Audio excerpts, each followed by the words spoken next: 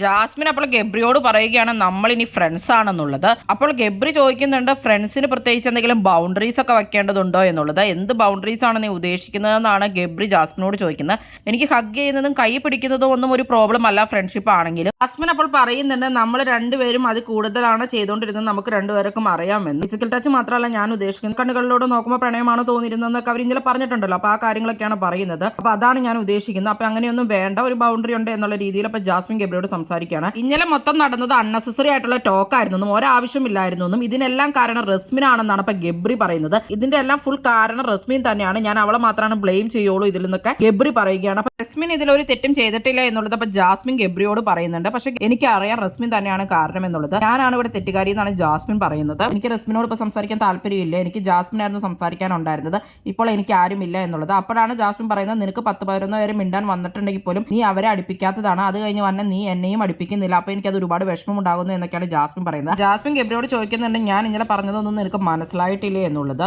ഇല്ല അമ്മയാണ് സത്യം, എനിക്കിതൊന്നും മനസ്സിലായിട്ടില്ല എന്നാണ് ഗബ്രി പറയുന്നത്. അപ്പൊ ജാസ്മിൻ വീണ്ടും പറയുന്നുണ്ട് എനിക്ക് ക്ലാരിറ്റി ഇല്ലാത്തതിന് ക്ലാരിറ്റി കിട്ടി, അത് ഫ്രണ്ട്ഷിപ്പിലേക്കല്ല പോകുന്ന ക്ലാരിറ്റി കിട്ടിയതെന്നൊക്കെ. അപ്പൊ ജാസ്മിന്റെ പ്രണയമാണെന്ന് തന്നെയാണ് ജാസ്മിൻ പറഞ്ഞുകൊണ്ടിരിക്കുന്നത്.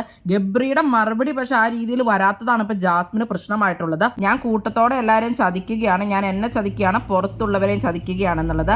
അപ്പൊ ജാസ്മിന് ഗബ്രിയോട് പ്രണയം വന്നതുകൊണ്ട് പുറത്തുള്ള ആളെ ചതിച്ചു എന്നുള്ള രീതിയിൽ തന്നെയാണ് ജാസ്മിൻ ഇന്ന് ഗബ്രിയോട് എല്ലാം സംസാരിക്കുന്നത്. ഗബ്രി അപ്പൊ ചോദിക്കുന്നുണ്ട് നീ എന്ത് ചതിയാണ് ചെയ്തിട്ടുള്ളതെന്നൊക്കെ. ജാസ്മിൻ അതിന്റെ ഇടയ്ക്ക് കല്യാണം പറഞ്ഞുകൊണ്ട് വരുന്നുണ്ട്. പുള്ളിക്കാരിയുടെ കല്യാണത്തിന്റെ കാര്യമൊക്കെ പറയാനാണ് തുടങ്ങുന്നത് ഗബ്രിയോട്. പക്ഷെ പെട്ടെന്ന് തന്നെ പുള്ളിക്കാരി അത് നിർത്തുകയാണ്.